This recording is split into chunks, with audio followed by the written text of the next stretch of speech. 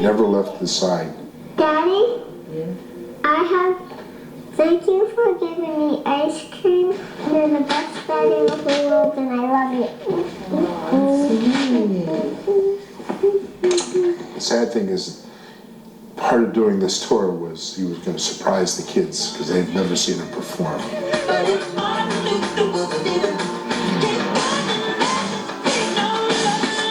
He never brought them to rehearsal because he didn't want to tip off the show to them. And he was a good father, great father. Good.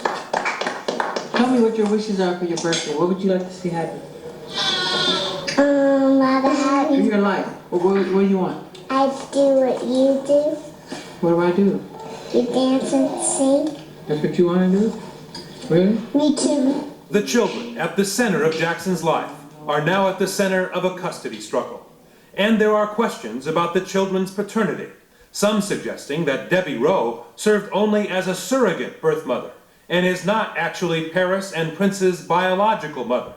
Debbie Rowe denies that and is going to court. Just looking at the kids, you know that they are Debbie's kids. Paris Jackson is identical to Debbie Rowe. There is no biological connection between Michael Jackson and these children, nor between the children and the Jackson family.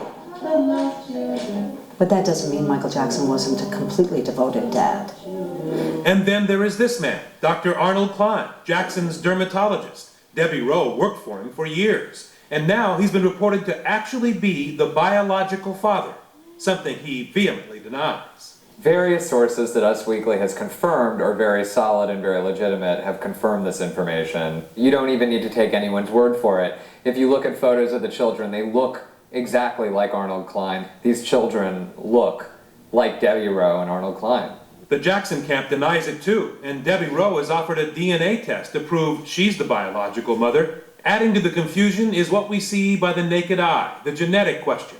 Could these three fair-skinned children be fathered by Jackson? Geneticist Sean McCann-Lessie. You cannot tell by looking at a child who their parent is, certainly not by looking at the color of their skin. It's certainly possible that an African-American man could have a child that appears to be white. It may not be likely, but it's certainly possible from a genetic perspective. While the paternity debates and custody battles rage on, these young children are now in the temporary custody of 79-year-old Katherine Jackson, their grandmother, a woman whose unwavering support for her son Michael was apparent during his trial. She was always by his side, and at the time, spoke out to 2020. Michael continued with children because he was innocent. The people that accused him know they're lying. Debbie Rowe has nothing to do with what we're doing. We love those kids too.